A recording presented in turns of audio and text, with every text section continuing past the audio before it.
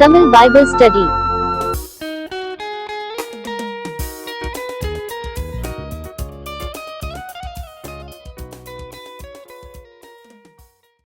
நியாயாதிபதியின் புஸ்தகம் 11ஆம் அதிகாரம், continuation of the previous chapter.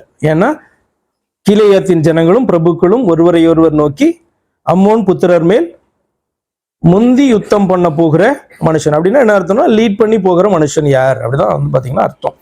யார்? அவனே கீலேயாத்தின் குடிகளுக்கெல்லாம் தலைவனாக இருப்பான் என்றார்கள். அப்ப 11ஆவது அதிகாரம் முதல் வசனம், கீலேயாத்தியனான ஏப்தா பலத்த பராக்கிரமசாலியாக இருந்தான். அவன் பரஸ்திரியின் குமாரன். கீலேயாத் அவனை பெற்றான். கீலேயாத் அவனை பெற்றான் அப்படின்னு சொல்லும்போது, கீலேயாத் வந்து பாத்தீங்கன்னா அப்கோர்ஸ் ஒரு மனிதனுடைய பெயர் தான். ஆனா கீலேயாத் வந்து ரொம்ப வருஷங்களுக்கு முன்பாக வாழ்ந்தவன். அவனுடைய பேர்ல இருந்தா அந்த கீலேயாத் அப்படின்றதான அந்த இடத்தினுடைய பேரே வந்து அதுல இருந்தா வந்தது. அப்ப அதுல காணப்பட்ட கீலேயாத் என்ற ஒரு மனுஷனை குறிக்குதா அல்லது கீலேயாத்தை சேர்ந்த ஒரு மனிதனா அப்படின்றது வந்து பாத்தீங்க அப்படின்னா தெரியல. சரியா? I am not sure. அவன் வந்து பாத்தீங்கன்னா கீலேயாத்துக்கு வந்து பிறந்ததான ஒரு பரஸ்திரியின் குமாரன். எப்படி போட்டிருக்கு? தமிழ் ஆங்கிலத்தில் எப்படி போட்டிருக்கு? ப்ராஸ்டியூட் போட்டிருக்கா? ப்ராஸ்டியூட். ஓகே. கீலேயாத்தின் மனைவியும் அவனுக்கு குமாரர்களை பெற்றாள். அவன் மனைவி பெற்ற குமாரர் பெரியவர்களான பின்பு அவர்கள் ஏப்தாவை நோக்கி, உனக்கு எங்கள் தகப்பன் வீட்டிலே சுதந்திரம் இல்லை, நீ அந்நிய ஸ்திரீயின் மகன் என்று சொல்லி அவனை துரத்தினார்கள். யாரு? கீலேயாத்தினுடைய மற்ற குமாரர்கள் என்ன பண்றாங்க? அவனை விரட்டுறாங்க. நீ வந்து இல்லீகல் சைல்டு அப்படின்னு சொல்லிட்டு. இதே மாதிரியான ஒரு சம்பவத்தை நம்ம வந்து பார்த்தீங்கன்னா அபிமெலேக்குடைய வாழ்க்கையில பார்த்தோம். ஆனா அபிமெலேக்கு விரட்டப்படலைல்ல. நான் போன வாரத்துல உங்களுக்கு சொல்லும் போது அபிமெலேக்கை விரட்டினாங்கன்ட்டு தேடின வசனம் அப்படி இல்லை. அபிமெலேக்கு வந்து கிதியோனுடைய மறுமனையாட்டின் மகனாகிய அபிமெலேக்கு விரட்டப்படலை. அவனே தான் போறான். என்ன? அவனே போய் என்ன பண்றான்? தன்னுடைய சகோதரர்களுக்கு விரோதமாக எழும்பி 70 பேரை வந்து கொன்று போட்டான் என்று நம்ம 9ஆம் அதிகாரத்துல பார்த்தோம். பட் இங்கே வந்து அப்படி அல்ல. இங்க வந்து பாத்தீங்கன்னா இவன் மறுமனையாட்டியின் மகன் அல்ல, ஒரு பரஸ்திரியின் குமாரன் என்று சொல்லி வாசிக்கிறோம். அப்ப இவனுடைய சகோதரர்கள் என்ன பண்ணாங்க? பெரியவர்களான பின்பு அவர்கள் நீ அந்நிய ஸ்திரீயின் மகன் என்று சொல்லி அவனை துரத்தினார்கள். அப்போது ஏப்தா தன் சகோதரரை விட்டு ஓடி போய் தோப் தேசத்திலே குடியிருந்தான். வீணரான மனுஷர் எப்தாவோட கூடிக்கொண்டு அவனோட கூட யுத்தத்திற்கு போவார்கள். இது வந்து ரொட்டீனா நடக்கிறாங்க. ஒரு சின்ன கூட்டத்தை கூட்டிட்டு போய் இந்த மாதிரி வந்து பாத்தீங்கன்னா அங்கங்க வந்து கிராமங்களை தானே கொள்ளையடிப்பாங்க. அப்ப வந்து பாத்தீங்கன்னா போயிட்டு அந்த கிராமங்களை சேவ் பண்றதுக்கு யுத்தத்துக்கு போறதான அந்த ஒரு மனுஷனாக ஒரு கேங் லீடரா இருந்தான்னு வச்சுக்கோங்களேன். இப்ப புரியுதா? கேங் லீடரா இருந்தான். சரி, ஓகே. 5, அவர்கள் இஸ்ரவேலின் மேல் யுத்தம் பண்ணும்போது கீலேயாத்தின் மூப்பர் ஏப்தாவை தோப் தேசத்திலிருந்து அழைத்து வர போய் ஏப்தாவை, இது வந்து பாத்தீங்கன்னா எப்படின்னா இங்க வந்து இப்படி நடந்து கொண்டு இருக்குது. இங்க வந்து ஜனங்கள் ஆண்டவர்கிட்ட முறையிடுறாங்க, ஆண்டவர் இப்படி பேசுறாங்க, மனம் திரும்பி அந்நிய தெய்வங்களை விளக்குறாங்க. இதுல நம்மள யார் எழும்பி போவா அப்படின்னு கேட்கறாங்க. இன்னொரு சைடு வந்து பாத்தீங்கன்னா ஏப்தா வந்து ஆல்ரெடி ஒரு சின்ன கேங் லீடரா அவர் இருந்துகிட்டு இருக்காரு. என்ன இது சம்பவம் நடக்கும் போது அங்க கேங் லீடர் ஆகல அவர். இந்த விரட்டிட்டாங்க. ஏன்னா நமக்கு புரியறதுக்காக என்ன பண்ணிருக்கு? எழுதப்பட்டிருக்கு. இன்னொரு பக்கம் இஸ்ரவேல் தேசத்துல காணப்படுகிறதான கீலேயாத்துல இருந்ததான இந்த ஏப்தா வந்து பாத்தீங்கன்னா போய் அங்க வந்து பாத்தீங்கன்னா ஒரு சின்ன ஒரு கேங் லீடரா உருவாகி இருக்கிறாரு. எக்ஸாக்ட்லி அதே மாதிரிதான் என்ன ஏப்தாவை நோக்கி. அப்ப வந்து பாத்தீங்கன்னா இவர்களுக்கெல்லாம் ஏப்தாவை பத்தி கேள்விப்பட்டிருப்பார்கள் இல்லையா? அப்ப இந்த ஏப்தா வந்து பாத்தீங்க அப்படின்னா பராக்கிரமசாலியாய் அவன் காணப்பட்டான் அல்லவா? அப்ப அவனை பயன்படுத்தலாம் என்று சொல்லி ஆட்களை அனுப்புறாங்க. ஏப்தாவை நோக்கி, நீ வந்து நாங்கள் அம்மோன் புத்திரரோட யுத்தம் பண்ண எங்கள் சேனாபதியாய் இருக்க வேண்டும் என்றார்கள். அதற்கு ஏப்தா கீலேயாத்தின் மூப்பரை பார்த்து, நீங்கள் அல்லவோ என்னை பகைத்து என் தகப்பன் வீட்டிலிருந்து என்னை துரத்தினீர்கள். இப்பொழுது உங்களுக்கு ஆபத்து நேரிட்டு இருக்கிற சமயத்தில் நீங்கள் என்னிடத்தில் ஏன் வருகிறீர்கள் என்றான். அதற்கு கீலேயாத்தின் மூப்பர் ஏப்தாவை, என்ன அப்படின்னா இந்த கீலேயாத் அப்படின்றதான ஒரு மனிதனுக்கா அல்லது அங்கே காணப்பட்ட ஒரு மனிதனுக்கு பிறந்தவனோ வாட் எவர் இட் இஸ், அவனுடைய சகோதரர்கள் இவனை விரட்டின போது கீலேயாத்தின் மூப்பர் வந்து இவனுக்கு சப்போர்ட் பண்ணல. அதுவும் வந்து பாத்தீங்கன்னா இம்ப்ளைடு இல்ல. கீலேயாத்தினுடைய மூப்பர்கள் வந்து என்ன பண்ணல, இவனுடைய பக்கம் யாரு ஏப்தா பக்கத்துல நின்று அவனுக்கு உதவி செய்யல. எல்லாம் ஒரே அப்பா தானே அப்படின்ட்டு என்ன பண்ணல, உதவி செய்யல. இவனை விரட்டி விட்டுருக்கு, சப்போர்ட் பண்ணியிருக்காங்க, இவனுடைய பக்கத்துல நிக்கல. அதை சொல்லி காமிக்கிறான் அவன். கீலேயாத்தின் மூப்பரை பார்த்து, நீங்கள் அல்லவோ என்னை பகைத்து என் தகப்பன் வீட்டிலிருந்து என்னை துரத்தினீர்கள், இப்பொழுது உங்களுக்கு ஆபத்து நேரிட்டு இருக்கிற சமயத்தில் நீங்கள் என்னிடத்தில் ஏன் வருகிறீர்கள் என்றான். அதற்கு கீலேயாத்தின் மூப்பர் எப்தாவை நோக்கி, நீ எங்களுடனே கூட வந்து அம்மோன் புத்திரருடைய யுத்தம் பண்ணி கீலேயாத்தின் குடிகளாகிய எங்கள் அனைவர் மேலும் தலைவனாய் இருக்க வேண்டும், இதற்காக இப்பொழுது உன்னிடத்தில் வந்தோம் அப்படின்னு என்றார்கள். அதற்கு எப்தா, அம்மோன் புத்திரருடைய யுத்தம் பண்ண நீங்கள் என்னை திரும்ப அழைத்து போன பின்பு கர்த்தர் அவர்களை என் முன்னிலையாய் ஒப்பு கொடுத்தால் என்னை உங்களுக்கு தலைவனாய் வைப்பீர்களா என்று கீலேயாத்தின் மூப்பரை கேட்டான். கீலேயாத்தின் மூப்பர் எப்தாவை, எப்தாவுடைய ஸ்டோரியில நீங்க பாத்தீங்கன்னா இப்படிதான், இப்படி ஆரம்பம் இப்படி இருக்கும். ஆனால் வந்து பாத்தீங்கன்னா அவன் வந்து ஒரு நல்ல ஒரு விசுவாசியாக வந்து பாத்தீங்கன்னா அவன் காணப்பட்டான். எபிரேய புஸ்தகம் 11ஆம் அதிகாரத்துல எழுதப்பட்ட பெயர்களில எப்தா வந்து ஒரு விசுவாசி என்றது என்ன பேர்ல வரும். சரியா? இவனுடைய பிறப்பு, இவனுடைய துவக்கம் வந்து மோசமாய் காணப்பட்டுச்சு. ஆனால் வந்து பாத்தீங்கன்னா ஒரு இடத்துல இந்த சிறுமைப்பட்ட ஒரு மனுஷனை ஆண்டவர் ட்ரெயின் பண்ணிட்டு வந்திருக்காரு. ஒரு கேங் லீடரா உருவானா, மோசம்தான், வீணரோட கூட இந்த சேர்ந்து இந்த காரியங்களை செய்து கொண்டிருந்தாலும் அவனை வந்து பாத்தீங்கன்னா ஆண்டவர் வந்து ட்ரெயின் பண்ணிட்டு வந்திருக்காரு அப்படின்னு தான் நான் பார்க்கிறேன். நீங்க என்ன ஃபுல்லா படிக்கும்போது அது உங்களுக்கு தெரியும். அதே மாதிரி பாத்தீங்கன்னா இந்த காரியத்துல அவன் ரொம்ப கிளியரா வந்து பாத்தீங்கன்னா அந்த டீலிங்கை வந்து அவன் பேசுறான். கீலேயாத்தின் மூப்பர் எப்தாவை பார்த்து 10வது வசனத்துக்கு வந்துடலாம். கீலேயாத்தின் மூப்பர் எப்தாவை பார்த்து, நாங்கள் உன் வார்த்தையின்படியே செய்யாவிட்டால் கர்த்தர் நமக்கு நடுநின்று கேட்பாராக என்றார்கள். அப்போது அப்படியே கொஞ்சம் ஃபாஸ்டா முடிஞ்ச அளவுக்கு போறேன், நடுவில் முக்கியமான ஏரியால நிற்போம். அப்போது எப்தா கீலேயாத்தின் மூப்பரோட கூட போனான். ஜனங்கள் அவனை தங்கள் மேல் தலைவனும் சேனாபதியுமாக வைத்தார்கள். எப்தா தன் காரியங்களை எல்லாம் மிஸ்பாவிலே கர்த்தருடைய சந்நிதியில் சொன்னான்.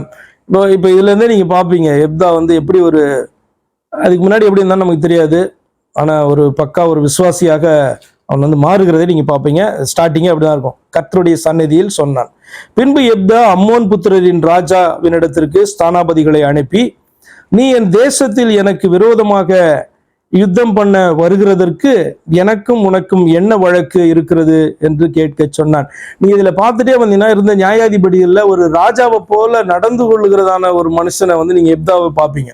எப்படி ராஜாக்கள் வந்து பாத்தீங்கன்னா ஒரு தூது அனுப்புவாங்க, பேசுவாங்க இல்லையா?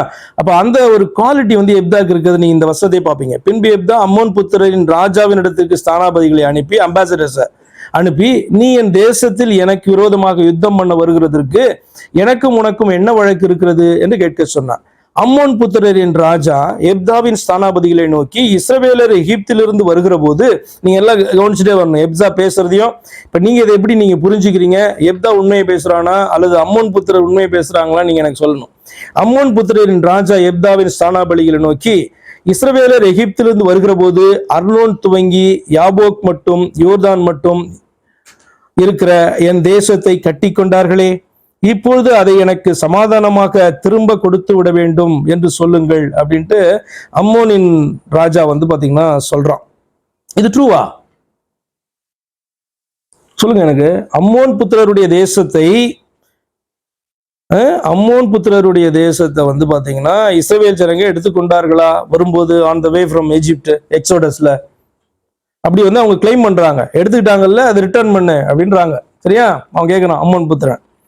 இப்படியே ராஜா எப்தா மறுபடியும் அம்மோன் புத்திரர் ராஜாவுடைய ஸ்தானாபதியை அனுப்பி அவனுக்கு சொல்ல சொன்னதாவது, எப்தா சொல்லுகிறது என்னவென்றால், இஸ்ரவேலர் மோவாபியரின் தேசத்தை ஆகிலும் அம்மோன் புத்திரரின் தேசத்தை ஆகிலும் கட்டி கொண்டதில்லையே. நீ என்ன புது ஸ்டோரி சொல்ற? கட்டி கொண்டதில்லையே. இஸ்ரவேலர் எகிப்திலிருந்து வருகிற போது வனாந்திரத்தில் சிவந்த சமுத்திரம் மட்டும் நடந்து, நீங்க இப்ப நியாயாதிபதிகளை வாசிக்கும் போதே இவங்களுக்கு வந்து பாத்தீங்கன்னா பைபிள் நாலேஜ் இல்லை. அதாவது இவங்களுக்கு வந்து வேதம் உண்டு ஆக்சுவலா இல்ல, மோசே எழுதுனது தானே இந்த ஆகமங்கள். அப்ப இதெல்லாம் இவங்களுக்கு இல்லை. ஃபார் எக்ஸாம்பிள் எக்ஸோடஸ் வந்து ஆகமங்கள்ல தானே வருது, யாத்திராகமோ, அதெல்லாம் அவங்களுக்கு இல்லையோ, இவ்வளவு மோசமா நடந்துக்கிறாங்களா அப்படின்னு நினைப்பீங்க. ஆனா எப்தா பேசுறது நீங்க பாத்தீங்கன்னா பக்காவா அவங்களுக்கு வந்து ஆகமங்கள் உண்டு. அவனுக்கு வந்து அந்த ஆகமத்துல நடந்த அந்த ஹிஸ்டரி அவனுக்கு தெரியுது, எக்ஸோடஸ் ஹிஸ்டரி அவனுக்கு தெரியுது பாருங்க. இஸ்ரவேலர் எகிப்திலிருந்து வருகிற போது வனாந்திரத்தில் சிவந்த சமுத்திரம் மட்டும் நடந்து பின்பு காதேசுக்கு வந்து இஸ்ரவேலர் ஏதோமேரின் ராஜாவினிடத்துக்கு ஸ்தானாபதிகளை அனுப்பி, நாங்கள் உன் தேசத்து வழியாய் கடந்து போகட்டும் என்று சொல்ல சொன்னார்கள். அதற்கு ஏதோமின் ராஜா செவி கொடுக்கவில்லை. அப்படியே மோவாபின் ராஜாவினிடத்துக்கு அனுப்பினார்கள், அவனும் சம்மதிக்கவில்லை.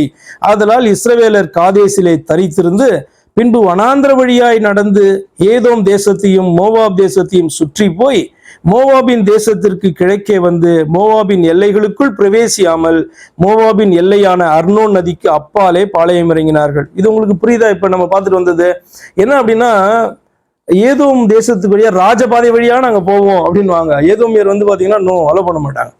அதே மாதிரி மோவாபும் அம்மோனும் லோத்துடைய பிள்ளைகள். கர்த்தர் சொல்றாரு, லோத்தினுடைய பிள்ளைகளுக்கு நான் தேசத்தை கொடுத்தேன், நீங்க என்ன பண்ணக்கூடாது, அதை சுதந்திரிக்க கூடாது, அது அவங்கள்ட்ட சண்டை போட வேணாம் அப்படின்னு சொல்லுவாங்க ஆண்டவர். அப்படியானால் இவர்கள் இஸ்ரவேல் ஜனங்க மோசையினுடைய பீரியட்ல அந்த தேசத்தை சுற்றி தான் போனாங்களே ஒழிய அவர்களை மேற்கொண்டு இவங்க போகல. ஆனா வந்து கிளைம் பண்றது இப்ப என்ன பண்றாங்க, எங்க தேசத்தெல்லாம் நீங்க கட்டிட்டீங்க அப்படின்னு கேக்குறாங்க. இஸ்ரவேல் தேசத்துக்குள்ள இப்ப கானான் தேசம், அது இவர்களுக்கு அதுக்கு சம்பந்தமே கிடையாது. அவனுக்கு வந்து பாத்தீங்கன்னா பொய் சொல்றாங்க. அப்ப இவன் அவ்வளவு கிளியரா டீட்டெயில், அப்ப ஹிஸ்டரி தெரியணும் கொஞ்சம்ல. ஹிஸ்டரி தெரிஞ்சாதான் வந்து பாத்தீங்கன்னா பதில் சொல்ல முடியும். இல்லைன்னா அவன் சொன்னான்னா ஒருவேளை இருக்குமோ அப்படின்ட்டு என்ன பண்ணுவோம், நமக்குரிய சுதந்திரத்தை கொடுத்துருவோம். சரி, ஓகே, நான் ஆவிக்குரிய காரியத்தை குறித்து பேசுறேன். சரி, பின்பு வனாந்திர வழியாய் நடந்து ஏதோம் தேசத்தையும் மோவாப் தேசத்தையும் சுற்றி போய் இப்படிதான் அப்படின்ட்டு 18 வசனம் சொல்றாங்க. 19, அப்போது இஸ்ரவேலர் எஸ்போனின் ஆளுகிற சீகோன் என்னும் எமோரியரின் ராஜாவினிடத்துக்கு ஸ்தானாபதிகளை அனுப்பி, நாங்கள் உன் தேசத்து வழியாய் எங்கள் ஸ்தானத்திற்கு கடந்து போக இடங்கொடு என்று சொல்ல சொன்னார்கள். சீகோன் இஸ்ரவேலரை நம்பாததினால் தன் எல்லையை கடந்து போகிறதற்கு இடங்கொடாமல் தன் ஜனங்களை எல்லாம் கூட்டி யாகாசிலே பாளையம் இறங்கி இஸ்ரவேலரோடைய யுத்தம் பண்ணினான். அப்போது இஸ்ரவேலின் தேவனாகிய கர்த்தர் சீகோனையும் அவனுடைய எல்லா ஜனங்களையும் ராட்சத ராஜாக்கள் 2 பேர் ஞாபகம் இருக்கா அவங்களுக்கு? அவர்களை குறித்து சொல்றான். அவர்கள் வந்து பாத்தீங்கன்னா அவர்களை மேற்கொண்டு அவர்களுடைய இடத்த தான் நாங்க எடுத்துக்கிட்டோம் அப்படின்ட்டு. சீகோனையும் அவனுடைய எல்லா ஜனங்களையும் இஸ்ரவேலின் கையில் ஒப்பு கொடுத்தார். அவர்களை முறியடித்தார்கள். அப்படியே இஸ்ரவேலர் அந்த தேசத்திலே குடியிருந்த எமோரியரின் சீமையை எல்லாம் பிடித்து அர்னோன் துவங்கி யாப்போக் மட்டும் வனாந்திரன் துவங்கி யோர்தான் மட்டும் இருக்கிற எமோரியரின் எல்லையை எல்லாம் சுதந்திரமாக கட்டி கொண்டார்கள் அப்படின்னு சொல்றான். இதுதான் உண்மையான வரலாறு. ஆக்சுவலா அவர்கள் வந்து ஏதோம் வந்து பாத்தீங்கன்னா யாரு? ஆமா, யாக்கோபுடைய சகோதரன். யாக்கோபுடைய சகோதரன் வந்து ஏசாவுடைய மகன் தான் ஏதோம், அல்லது ஏதோம் தான் வந்து பாத்தீங்க ஏசா தான் ஏதோம் என்று சொல்லப்பட்டான் இல்லையா? அப்ப அங்கேயே சகோதரத்தை பிடிக்க வேண்டாம்னு சொன்னாங்க ஆண்டவர். அடுத்தது லோத்துடைய புத்திரருடைய தேசங்களை பிடிக்கூடாதுன்னு சொன்னாரு. ஆனால் இந்த 2 ராட்சத ராஜாக்களுக்கான பாத்தீங்களா, எமோரியருடைய ராஜா, இன்னொருத்தன் பேர் என்ன? ஒருத்தர் சீகோன், இன்னொருத்தர் ஓக் இல்லையா? அந்த ஓக் 2 இடத்து தான் வந்து பாத்தீங்கன்னா அவர்கள் இஸ்ரவேல் ஜனங்களை அழிக்க அவர்கள் எழும்பின போது என்ன பண்ணாங்க, அப்பயும் கூட ஒரு சான்ஸ் கொடுத்தாங்க, நாங்க அது வழியா போயிடுறோம் அப்படின்னு சொல்லிட்டு அவர்கள் என்ன பண்ணாங்க, இவர்கள்ட்ட யுத்தம் பண்ண வந்த போது அவர்களை மேற்கொண்டு அவர்களை அழித்து அந்த இடத்த என்ன பண்ணாங்க, பிடிச்சாங்க அவங்க. ஓகே, 23 இப்படி இஸ்ரவேலின் தேவனாகிய கர்த்தர் எமோரியரை தம்முடைய ஜனமாகிய இஸ்ரவேலுக்கு முன்பாக துரத்தி இருக்க, நீர் அந்த தேசத்தை கட்டி கொள்ள தகுமோ? உம்முடைய தேவனாகிய காமோஸ் உமக்கு முன்பாக துரத்துகிறவர்களின் தேசத்தை நீர் கட்டி கொள்ள மாட்டீரோ? அப்படியே எங்கள் தேவனாகிய கர்த்தர் எங்களுக்கு முன்பாக துரத்துகிறவர்களின் தேசத்தை எல்லாம் நாங்கள் கட்டி கொள்ளுகிறோம் அப்படின்னு சொல்றான். அதான் சொன்னேன் நான், ஒரு பாத்தீங்கன்னா ஒரு ராஜாவை போல பாத்தீங்கன்னா இந்த காரியத்தை அவன் டீல் பண்ணுவான். 25 மேலும் சிப்போரின் குமாரனாகிய பாலாக் என்னும் மோவாபின் ராஜாவை பார்க்கிலும் உமக்கு அதிக நியாயம் உண்டோ? அவன் இஸ்ரவேலோடு எப்போதாகிலும் வழக்காடினானோ? எப்போதாகிலும் அவர்களுக்கு விரோதமாக யுத்தம் பண்ணினானா? இஸ்ரவேலர் எஸ்போனிலும் அதன் கிராமங்களிலும் ஆரோவேரிலும் அதன் கிராமங்களிலும் அர்னோன் நதியர்கான எல்லா ஊர்களிலும் 300 வருஷம் குடியிருக்கையில் இவ்வளவு காலமாய் நீங்கள் அதை திருப்பிக் கொள்ளாதே போனதென்ன? எப்படி இருக்கு பாருங்க. அதாவது அங்க எகிப்துல வந்து வாழ்ந்து கொண்டிருந்த அந்த நாட்கள்லாம் நீங்க ராஜ்யத்தை வச்சுதானே ஆண்டுட்டு இருந்தீங்க. அப்பெல்லாம் வந்து அதை பிடிச்சிக்காம இப்ப நான் ஆண்டவர் எங்களுக்கு கொடுத்து உள்ள போனோம்னா அதை பிடிக்க நீங்க வரீங்களேன்னு கேட்கிறான். இது என்ன நியாயம் இது? பாலாக் அப்படி பண்ணலையே அப்படின்னு கேட்கிறான். பாலாக் யாரு? அது ஒரு மோவாபுடைய ராஜா இல்ல, அதாவது பீலேயாமுடைய நாட்களில காணப்பட்ட ஒரு ராஜா. அவன் இந்த இஸ்ரவேல் கூட சண்டை போடுறதுக்குலாம் வரவே இல்லையா, பயந்து எப்படி இருந்தா நீ ஏன் இப்போ வர அப்படின்னு கேட்கிறான். நான் உமக்கு விரோதமாக குற்றம் செய்யவில்லை, நீர் எனக்கு விரோதமாக யுத்தம் பண்ணுகிறதினால் நீர் தான் எனக்கு அநியாயம் செய்கிறீர். நியாயாதிபதியாகிய கர்த்தர் இன்று இஸ்ரவேல் புத்திரருக்கும் அம்மோன் புத்திரருக்கும் நடு நின்று நியாயம் தீர்க்க கடவர் என்று சொல்லி அனுப்பினான். ஒரு தாவீதினுடைய வார்த்தையை போல இல்ல, உங்களுக்கு எப்படி ஃபீல் பண்றீங்களா? தாவீது எப்படி பேசுவோம் அது மாதிரி இருக்குல்ல. ஓகே, ஆனாலும் அம்மோன் புத்திரரின் ராஜா தனக்கு எப்தா சொல்லி அனுப்பின வார்த்தைகளுக்கு செவிகொடாதே போனான். அப்பொழுது கர்த்தருடைய ஆவி எப்தாவின் மேல் இறங்கினார். ஏன் இதெல்லாம் ரொம்ப முக்கியம்னா, எப்பயுமே வந்து பாத்தீங்கன்னா இவன் வந்து பாத்தீங்கன்னா இப்ப தேவனால நடத்தப்பட வேணா இவனுடைய வேர்ட்ஸ் எல்லாம் கரெக்டா இருக்கணும், நியாயமா இருக்கணும். இப்ப பொய்யா இவன் வந்து பாத்தீங்கன்னா ஏதாவது அறிக்கை இது பண்ணுனா தேவ ஆவியானவர் என்ன பண்ண முடியாது, கிரியை செய்ய மாட்டார் இல்ல. ஒரு பையனோட கூட அந்த கிரியை பண்ணுவாரா இல்லையா? அப்ப அவனுடைய அந்த வேர்ட்ஸ் எல்லாம் பாத்தீங்கன்னா ரொம்ப எக்ஸாக்டா ட்ரூத், நடந்த காரியங்களை அறிந்தது மாத்திரமல்ல, அது எப்படி கர்த்தர் செய்தார் அப்படின்ட்டு கர்த்தரை முன்னிறுத்தி அவன் பேசுகிறதான காரியம். அப்போ வந்து பாத்தீங்கன்னா கர்த்தருடைய ஆவி எப்தாவின் மேல இறங்கினார். அவன் கீலேயாத்தையும் மனாசே நாட்டையும் கடந்து போய் கீலேயாத்தில் இருக்கிற மிஸ்பாவுக்கு வந்து அங்கே இருந்த அம்மோன் புத்திரருக்கு விரோதமாக போனான். அப்போது எப்தா கர்த்தருக்கு ஒரு பொருத்தனையை பண்ணி, தேவரீர் அம்மோன் புத்திரரை என் கையில் ஒப்பு கொடுக்கவே ஒப்பு கொடுத்தால். இது ரொம்ப ஃபேமஸான இது, நீங்க வந்து இதை அறிந்திருப்பீங்க. நான் அம்மோன் புத்திரரிடத்திலிருந்து சமாதானத்தோடு திரும்பி வரும்போது என் வீட்டு வாசற்படியிலிருந்து எனக்கு எதிர்கொண்டு வருவது எதுவோ அது கர்த்தருக்கு உரியதாகும், அதை சர்வாங்க தகன பலியாக செலுத்துவேன் என்றான். இது நீங்க அறிந்திருக்கிறீங்களே, இந்த ஸ்டோரி ஃபுல்லா தெரியும்ல. அப்ப இது என்ன, வீட்டிலிருந்து அவன் வெற்றியோடு கூட வரும் பொழுது, வீட்டிலிருந்து சமாதானத்தோட வரும்போது என் வீட்டு வாசற்படி இருந்து எனக்கு எதிர்கொண்டு அப்படின்னா அது வந்து ஏதோ ஒரு ஜீவனுள்ள ஒன்று வரணும்ல. ஏன் அப்படின்னா என்னென்ன வார்த்தை பேசுறான் அப்படின்னா, என் வீட்டு வாசற்படியிலிருந்து எனக்கு எதிர்கொண்டு வருவது அப்படின்ற ஒரு வார்த்தை சொல்றான். அடுத்து அது மாத்திரமில்ல, சர்வாங்க தகனம் அப்படின்னா அங்கம்னா என்ன அர்த்தம், அங்கம்னா பாடின்னு அர்த்தம்ல. சர்வாங்க அப்படின்னா கம்ப்ளீட்டா நான் என்ன பண்ணுவேன், பலியா ஒப்பு கொடுப்பேன். அப்ப ஜீவனுள்ள ஒன்றை குறித்தான் பேசுகிறான். அவன் ப்ராபப்ளி என்ன பண்ணிருப்பான், ஏன் இப்படி பண்ணான் அப்படின்லாம் எனக்கு தெரியல. ஆனால் வந்து இப்படிதான் நம்ம பார்க்குறோம், நல்ல பயங்கர புத்திசாலியா காணப்பட்டும் சில காரியங்களை வந்து இப்படி வந்து தன்னை அறியாம வந்து சொல்லுகிறதா, எக்ஸைட்மெண்ட்ல சொல்லுகிறதா, தன்னை மறந்து சொல்லிடுறதா என்னன்னு தெரியாது. அப்படிப்பட்டதான ஒரு ஒரு காரியம் இது. என்ன அப்படின்னா தேவன் மேல அவ்வளவு ஒரு பற்றுதல் ஒன்று வந்து அவனுக்கு காணப்பட்டுச்சு. வாட் எவர் இட் இஸ், நம்ம இதுக்கு முன்னாடி ஒருத்தனை பார்த்தோம், அதே போலவே யார் அது, யாரு, கிதியோன் செய்த காரியம் இல்ல. கிதியோன் அவ்வளவு இதா இருந்தும் பாத்தீங்கன்னா ஒரு காரியத்தை வந்து அர்த்தமற்ற ஒரு காரியத்தை அவன் வந்து பண்ணான் அப்படின்ட்டு நம்ம பார்த்தோம். அதே போல இவனும் வந்து பாத்தீங்கன்னா இப்படி ஒரு பொருத்தனையை இவன் செய்கிறான். இப்ப அம்மோன் புத்திரரின் மேல் யுத்தம் பண்ண அவர்களுக்கு விரோதமாக புறப்பட்டு போனான். கர்த்தர் அவர்களை அவன் கையில் ஒப்பு கொடுத்தார். நடந்துச்சு. அவன் அவர்களை ஆரோவேர் துவங்கி மின்னித்திற்கு போகும் மட்டும் திராட்சை தோட்டத்து நிலங்கள் வரைக்கும் மகா சங்காரமாய் முறியடித்து 20 பட்டணங்களை பிடித்தான். அப்ப வந்து மிகப்பெரிய யுத்தம் அது. ஆக்சுவலா 20 பட்டணங்களை பிடித்தான். இப்படி அம்மோன் புத்திரர் இஸ்ரவேல் புத்திரருக்கு முன்பாக தாழ்த்தப்பட்டார்கள். எப்தா மிஸ்பாவிலிருந்து தன் வீட்டுக்கு வருகிற போது இதோ அவன் குமாரத்தி தம்புரு வாசித்து நடனம் செய்து அவனுக்கு எதிர்கொண்டு வந்தாள். அவள் அவனுக்கு ஒரே பிள்ளையானவள். அவளை அல்லாமல் அவனுக்கு குமாரனும் இல்லை, குமாரத்தியும் இல்லை. அவன் அவளை கண்டவுடனே தன் வஸ்திரங்களை கிழித்து கொண்டு, ஐயோ என் மகளே, என்னை மிகவும் மனமடியவும் கலங்கவும் பண்ணுகிறாய். நான் கர்த்தரை நோக்கி என் வாயை திறந்து சொல்லிவிட்டேன், அதை நான் மாற்றக்கூடாது என்றான்.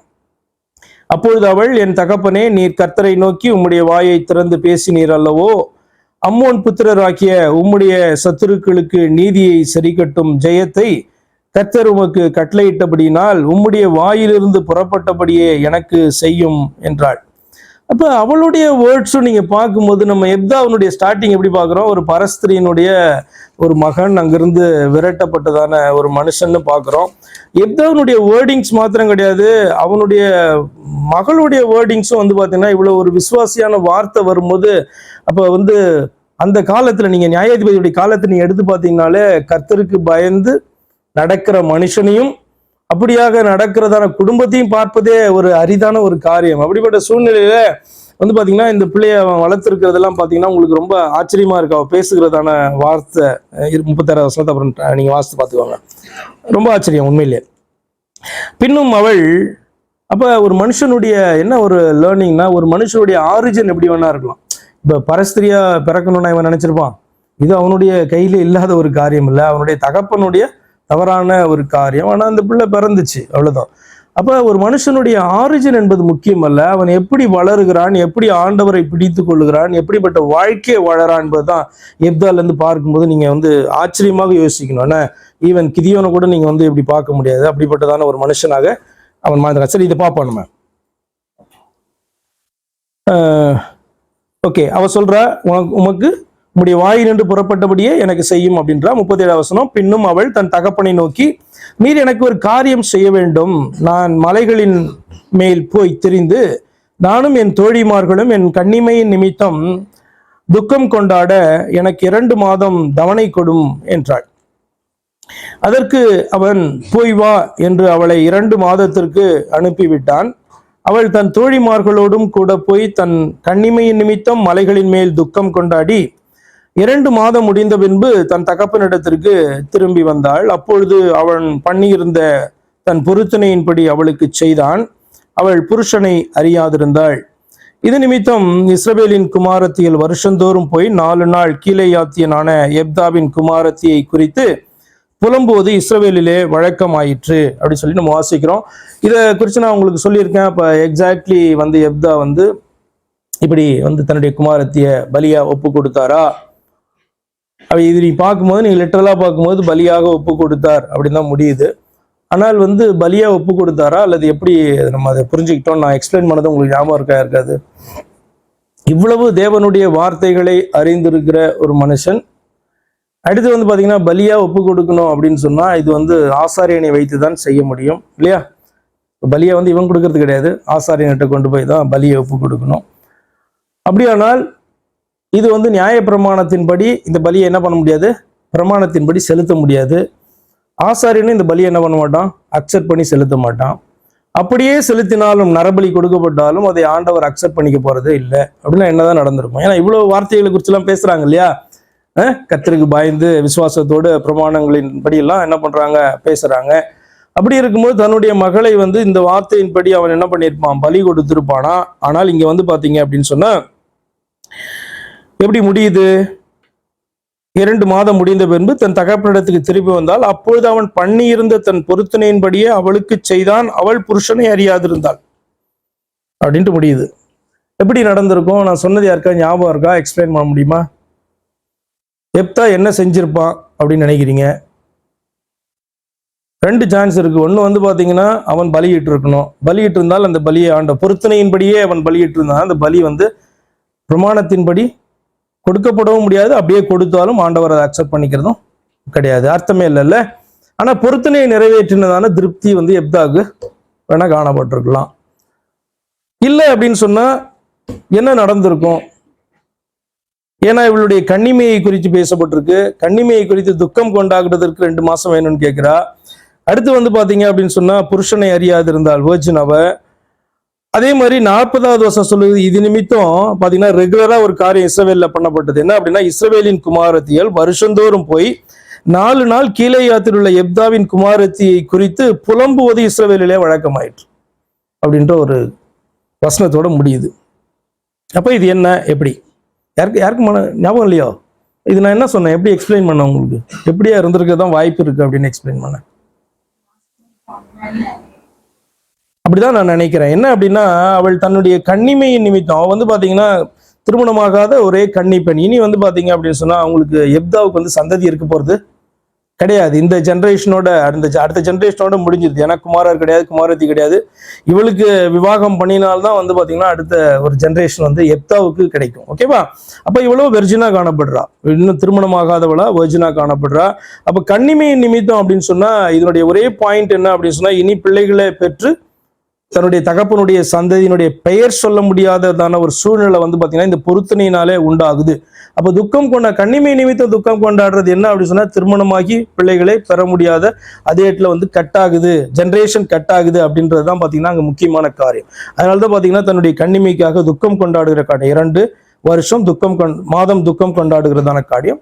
அடுத்து அது முடிஞ்சு வர்றது அப்படின்னு சொன்னா என்னதான் பண்ணியிருப்பான்னு நான் நினைக்கிறேன் அப்படின்னு சொன்னா அவளுக்கு வந்து திருமணம் என்பது இனி வந்து இருந்திருக்காது ஆக்சுவலா. ஏன் அப்படின்னா அவளை கர்த்தருக்குன்னு ஒப்பு கொடுத்துட்ட பிறகு அதுக்கப்புறம் அவளுக்கு திருமணம் என்ன பண்ண முடியாது, இன்னொரு ஒரு ஃபேமிலி லைஃப்குள்ள வர முடியாதபடிக்கு அந்த கன்னிமையோட அவள் வாழ்ந்திருக்க வேண்டும். புரியுதா? அப்படிதான் நான் பார்க்கிறேன். வேறு வந்து பாத்தீங்கன்னா இதுல வந்து போய் துக்கம் கொண்டாட வேண்டிய அவசியம். என்னத்துக்கு துக்கம் கொண்டாடுறாங்க அப்படின்னு சொன்னா பலி எடுத்துட்டதுனால துக்கமா? அல்ல. எப்தாவுக்கு வந்து இனி சந்ததி கிடையாது, இதோட முடிஞ்சிருச்சு. இப்படிப்பட்டதான நம்மளை நடத்தினதான ஒரு இரட்சகனாய் காணப்பட்டதான எப்தாவுக்கு இனி வந்து பாத்தீங்கன்னா சந்ததி கிடையாது. இப்படிப்பட்டதான ஒரு என்ன சொல்றது, பிரார்த்தனையினால, பிரார்த்தனையில என்ன சொல்லுவீங்க, ஒரு பிரார்த்தனை பண்ணாங்கல்ல அதனால, ஆமா பொருத்தனை, அது ஒரு பிரார்த்தனை தானே, பொருத்தனை என்பது ஒரு பிரார்த்தனை, இப்படி நான் பண்றேன் அப்படின்ட்டு. ஓகேவா? அந்த இதனால வந்து பாத்தீங்க அப்படின்னு சொன்னா இவளுக்கு வந்து இனி வந்து கர்த்தருக்குன்னு ஒப்பு கொடுக்கப்பட்டதான ஒன்று அப்படின்னு தான் நான் பார்க்கிறேன். அது வேறு விதமாக அதை நம்ம பார்க்க முடியாது. எதை வைத்து நான் சொல்லுகிறேன் என்று சொன்னால், ஒரு பாயிண்ட் வந்து இந்த பலி அக்செப்ட் பண்ணிக்கப்படாது, இந்த பலி கொடுக்கப்பட்டிருந்தாலும் அக்செப்ட் பண்ணிக்கப்பட்டிருக்காது. அடுத்தது வந்து பாத்தீங்கன்னா அவளுடைய கன்னிமையை குறித்து பேசப்படுகிறது. கன்னிமைக்காக 2 மாதம் துக்கம் கொண்டாட வேண்டிய அவசியம் கிடையாது. என்ன துக்கம் கொண்டாட முடிஞ்சிருமான்னா, அது என்ன அப்படின்னு சொன்னா, இனி வந்து பாத்தீங்கன்னா லைஃப் வந்து இவ்வளவுதான். லைஃப்னா என்ன அர்த்தம், இனி வந்து இந்த நார்மல் ஃபேமிலி லைஃபுக்குள்ளார போகவே முடியாது, ஜெனரேஷன்ஸ் வந்து வரப்போறது கிடையாது என்கிறதை குறித்து துக்கம் கொண்டாடுகிற காரியம் ஒழிய மற்றபடி காரியம் அல்ல. ஏன்னு சொன்னால் ஃபார் எவர் இருக்கிற வரைக்கும் அவ கன்னியாவே இருக்க போகிறா அப்படின்றதுக்காக. அடுத்தது வந்து பாத்தீங்கன்னா இதை வந்து ஒரு என்ன சொல்றது, வருஷம் இதை வந்து பாத்தீங்கன்னா இஸ்ரவேல் ஜனங்க ஹானர் பண்ணி அவங்க செய்யறதான காரியமா இருக்கு, அந்த புலம்பல் கொண்டாடுவது என்பதான காரியம். இந்த பாயிண்ட்ஸ் வச்சு நான் சொல்றேன், நிச்சயமாக இவளை என்ன பண்ணியிருக்க மாட்டான், அவன் நரபலியாக கொடுத்திருக்க மாட்டான். அதுக்கு பதிலாக என்ன பண்ணியிருப்பான், கர்த்தருக்குன்னு இவளை ஒப்பு கொடுத்திருப்பான். அதுதான் நடந்திருக்கும் என்று நான் நினைக்கிறேன். இது வந்து பாத்தீங்கன்னா சொல்றதான காரியம் தான், நான் வந்து ஜஸ்ட் சொல்றதான காரியம். பட் இவ்வளவு விசுவாசியான ஒரு மனுஷன் எப்படி அந்த, ஏன்னா நீங்க அவனுடைய பொருத்தனையை பார்த்தீங்கன்னா எது வந்து என்னுடைய வீட்டில இருந்து வருகிறதோ முதலாவது அதை நான் பலி கொடுப்பேன் அப்படின்னு சொல்றான். அப்படி முதலாவது வருகிறது கர்த்தருடைய பார்வையில பலி கொடுக்கிறதற்கு ஏற்றதா இல்லைன்னா எப்படி பலி கொடுக்க முடியும் இல்லையா? அந்த பாயிண்ட் வருது இல்ல. இப்ப இஸ்ரவேல் ஜனங்கள் மற்றவர்களை போல இல்ல, எது வேணா கொடுத்துடலாம் பலின்ட்டுனும். கர்த்தர் ஸ்பெசிபிக்கா வந்து பாத்தீங்கன்னா பலிகள் என்று சொல்லும் பொழுது ஈவன் மிருக ஜீவன்ல கூட ரொம்ப ஸ்பெசிபிக்கா என்ன பண்ணியிருக்காரு, அவர் சொல்லியிருக்கிறார். இப்ப ஊனமானது ஒண்ணு வந்திருந்தனா அதை பலி கொடுத்தா எப்படி இருக்கும் இல்லையா? அக்செப்டபிள் கிடையாதுல்ல அதுவும். அப்ப முன்னாடி நான் சொன்னதை போல இன்டைரக்டா ஒரு காரியம் சொல்லும் போது அதற்குள் இன்டைரக்டா இருக்கிறதான காரியங்கள் அடங்கி இருக்குல்ல. இப்ப நம்ம லிட்ரலா எடுத்தா லிட்ரலா இவ்வளவு பலி கொடுத்தாக வேண்டும். இல்ல ஒரு பழுதானதான ஒரு ஆட்டுக்குட்டி வந்திருந்தாலும் அதை என்ன பண்ணிருக்கணும், பலி கொடுத்துருக்கணும். ஆனால் அது வந்து பாத்தீங்கன்னா தேவனுடைய சமூகத்துல அது ஏற்றுக்கொள்ளப்படாது, பிரமாணத்தின்படி அக்செப்டபிள் கிடையாது. அப்படித்தானே? அப்படியும் அதையும் சாட்டிஸ்ஃபை பண்ணணும்ல, பிரமாணத்தை சாட்டிஸ்ஃபை பண்ணணும்ல பலின்றது. அப்ப ஆனபடினால இப்படி இருக்கிறதுக்கான வாய்ப்புகள் அதிகமா இருக்கு. உங்களுக்கு நீங்க ஒத்துக்கலனாலும் வந்து பாத்தீங்கன்னா நான் திங்க் பண்றது இதுதான். ஏன்னா இதுதான் அப்படின்னு நான் சொல்ல மாட்டேன். ஏன்னா இந்த எக்ஸ்பிளனேஷன் ஒன்றும் பைபிள்ல எழுதியில்லை, இதனுடைய வியாக்கியானத்தை நான் சொல்லுகிறேன், இப்படியாக தான் இருந்திருக்க வாய்ப்பு உண்டு அப்படின்னு சொல்லி. இதை குறித்து தானே வேற ஏதாவது டீட்டெயில் இருக்கா அதுக்கப்புறம் நமக்கு அப்படின்ட்டு பாத்தீங்கன்னா வேதத்துல இதை குறித்த டீட்டெயில்ஸ் இல்லை, இதோட இது முடிஞ்சிடும். ஏதாவது இருக்கா, கேள்வி இருக்கா?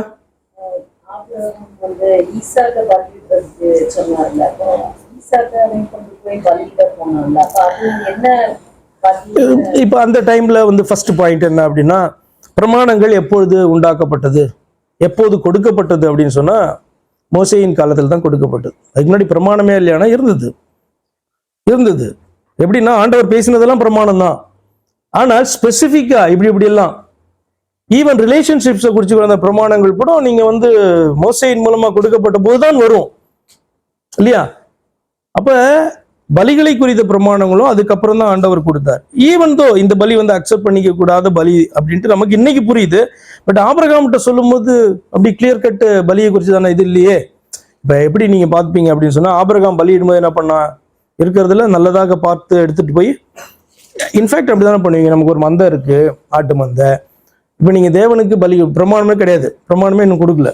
அதுல இருந்து பாத்தீங்கன்னா இப்ப நோபாவில் எடுத்துக்குமே, அப்பதான் ஃபர்ஸ்ட் நம்ம பாக்குறோம்ல. நோவா என்ன பண்ணா, அங்க இருந்து வந்த போது அதுல என்ன பண்ணா அவன் தெரிந்துக்கணும். ஏன்னா உள்ள கொண்டு போகும்போது ஆண்டவர் என்ன சொன்னாரு, அவன்கிட்ட சுத்தமானவைகளில் 7 ஜோடு, மற்றது சுத்தம் இல்லாததுல 1 2 ஒரு ஜோடி, ஒரு ஜோடி சுத்தமானதுல 7. அப்ப அவனுக்கு அப்பயே என்ன தெரிஞ்சிருக்கு, இது சுத்தமானது சுத்தம் இல்லைன்னு அவனுக்கு தெரிஞ்சிருக்குல்ல. மோசே பிரமாணமே கிடையாது. அப்ப தெரியாது அப்படின்னு கிடையாது, ரொம்ப ஸ்பெசிபிக்கா ரிட்டர்ன் கமாண்ட்மெண்ட் கிடையாது. பாவம் செய்யக்கூடாதுன்னு தெரியுமா தெரியாதா? தெரியும். ஆனா ரிட்டர்னா வந்து இது செய்யக்கூடாது அப்படின்ட்டு எழுதி கொடுக்கப்படலை. அதனாலதான் பவுல் இதை குறித்து பேசும்போது, பிரமாணம் எழுதி கொடுக்கப்பட்ட பின்பு இந்த பாவம் என்பது ரொம்ப பெருசா தெரியும் அப்படின்னு சொல்றாரு. அதுக்கு முன்னாடியே மனசாட்சியின்படி தெரியும், இதெல்லாம் தப்பு, இதெல்லாம் நல்லது, இது செய்யணும், இது செய்யக்கூடாது, நம்ம கிட்ட இருக்கு அப்படின்னு சொன்னா இதுல வந்து பெஸ்டான வந்து ஆட்டுக்குட்டி தான் கொடுக்கணும், அது தெரியாதா என்ன? அப்ப ஆண்டவர் வந்து பாத்தீங்கன்னா நம்மளோட பெரியவர், அவர் தான் நம்ம தொழுது கொள்றவர் அப்படின்னு சொன்னா 100 ஆட்டுல வந்து எது நம்ம எடுத்து கொடுப்போம்?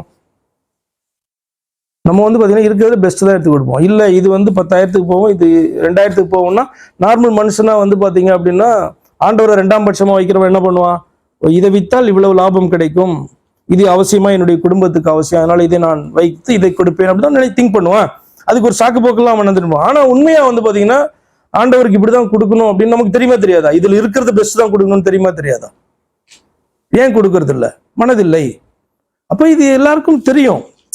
அப்ப அதே போல ஆபிரகாமுடைய நாட்கள்ல ஆபிரகாம் வந்து பலியை கொடுக்கும் போதும் நல்லதா அவனுக்கு எதுதான் பெஸ்ட்ன்னு தெரியுதோ அதை தான் தெரிந்து கொண்டு போகிறான். காயினுடைய பலி அக்செப்ட் பண்ணிக்கப்படாததனுடைய காரணமும் 2 ரீசன் இருக்கு. முக்கியமான ரீசன் வந்து பாத்தீங்கன்னா விசுவாசம் இல்லை, ஆண்டவர் இதை அக்செப்ட் பண்ணுவான்ற விசுவாசம் இல்லை. 2வது வந்து பாத்தீங்கன்னா அவன் வந்து இருக்கிறதுல ஏதோ எடுத்துட்டு போனான், அப்படி இருக்கிறதுல எடுத்துட்டு போனான். ஆனா காயின் வந்து பெஸ்ட் எடுத்துட்டு போனான் இருக்கும். இப்போ ஆண்டவர் அக்செப்ட் பண்ணிக்கிறதுக்கு பெஸ்ட்டை கொடுக்கறது மாத்திரமல்ல, அக்செப்ட் பண்ணிப்பாரு அப்படின்ற விசுவாசமும் அவசியம் என்று அந்த பலியை குறித்து எபிரேயர் 11ஆம் அதிகாரம் ஆரம்பத்துல இருக்கும். காயின் கொடுத்ததான அந்த பலி விசுவாசத்தினால அக்செப்ட் பண்ணிக்கப்பட்டது. சாரி, ஆபேலுடைய பலி அக்செப்ட் பண்ணிக்கொண்டது, காயின் தான் அக்செப்ட் பண்ணல. அதுக்கு ரீசன் விசுவாசம்னு அவர் எழுதுறாரு நியூ டெஸ்ட்மெண்ட்ல. ஓகேவா? அப்ப அதை வந்து பாத்தீங்கன்னா ஆண்டவர் சொன்னதை போல, ஆனா அதுல வந்து ரொம்ப டீப்பான டீடைல்ஸ் எல்லாம் வந்து பாத்தீங்கன்னா எபிரேய நிருபத்துல சொல்லப்பட்டிருக்கும். என்ன அப்படின்னா, தேவன் வந்து ஈசாக்கை உயிரோடே எழுப்பி பலி கொடுக்க போகும்போது ஆண்டவர் வந்து நிறுத்திடுவாருன்னு நினைச்சிட்டு போலாம, பலி கொடுக்க தான் போறான். ஆனால் என்ன நம்பிக்கையோடு போனான்? ஈசாக்கை குறித்து ஆண்டவர் வாக்குத்தத்தம் பண்ணி இருக்கிறார், அவன் மூலமா சந்ததி உண்டாகும், மல்டிபிள் பீப்புள் வந்து ஈசாக்கின் மூலமாக பிறப்பாங்க அப்படின்ட்டு வாக்குத்தத்தம். ஆனா பலி கொடுக்க சொல்றாரு. இன்னும் ஈசாக்கு கல்யாணமே ஆகல, சின்ன பையன், 14 இயர்ஸ் இருக்கும் மேபி. அப்ப அவனை கொடுக்க போகும்போது ஆபிரகாம் வந்து என்ன விசுவாசத்தோட போனான் என்று எழுதப்பட்டிருக்குன்னா, ஈசாக்கை உயிரோடே எழுப்பி எப்படி நான் வாஸ்து காமிப்பேன், ஆச்சரியமா இருக்கும். ஈசாக்கை உயிரோட எழுப்பி ஆண்டவர் அவன் மூலமா அதுக்கப்புறம் சந்ததியை தருவாருன்ற ஒரு நம்பிக்கையோட போறானோ. அப்படின்னா என்ன? ஆண்டவர் கொடுத்த வாக்குத்தத்தத்தையும் அவன் மறக்கல. ஈசாக்கின் மூலமாய் உனக்கு சந்ததி விளங்குன்ற வாக்குத்தத்தத்தை மறக்கவே இல்லை. ஆனால் ஈசாக்கை பலி கொடுக்க சொல்லுகிறார் என்பதும் உண்மை. நான் பலி கொடுப்பேன், அவர் தானே சொன்னாரு, அவர் எழுப்பி பிள்ளைங்களை தரட்டும் அப்படின்னு நினைச்சிட்டு போயிருக்கான் அப்படின்ட்டு இவர் எழுதுறாரு. அதுதான் ட்ரூவா இருந்திருக்கும், ஏன்னா நமக்கு தெரியாது, வேற எங்கேயுமே சொல்லப்படல. ஆனா எபிரேயர் 11ஆம் அதிகாரத்துல ரொம்ப அழகா இந்த வார்த்தை சொல்லப்பட்டிருக்கும். 17, 18 பாருங்களேன், அது எப்படி நீங்க புரிஞ்சுக்கிறீங்க பாருங்க. 17, 18, 19, 20. மேலும் எடுத்தாச்சா? மேலும் விசுவாசத்தினாலே ஆபிரகாம் தான் சோதிக்கப்பட்ட போது ஈசாக்கை பலியாக ஒப்பு கொடுத்தான். ஈசாக்கினிடத்தில் உன் சந்ததி விளங்கும் என்று அவனோடே சொல்லப்பட்டிருந்ததே.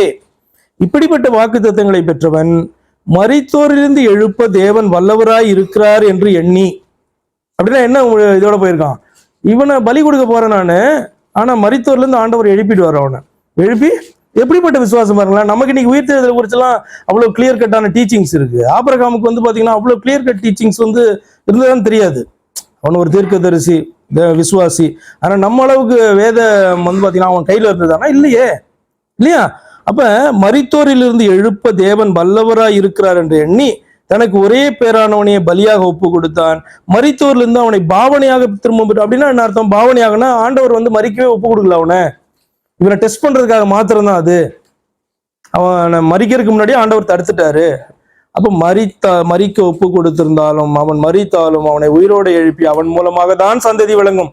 இன்னொரு ஈசாக்க நமக்கு தரப்போறாருன்னு நினைக்கவே இல்லை. அவன் எப்படிப்பட்ட விசுவாசம் இல்ல, சும்மா கிடையாது. சரி, அதுதான் ஆபிரகாமுடைய ஸ்டோரி. வேற ஏதாவது கேள்வி இருக்கா?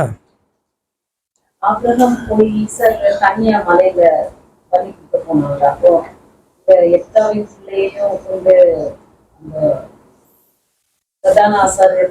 எப்தாவினுடைய பீரியட்ல தான் நியாயப்பிரமாண ரிட்டர்ன் நான் கொடுத்தாச்சு.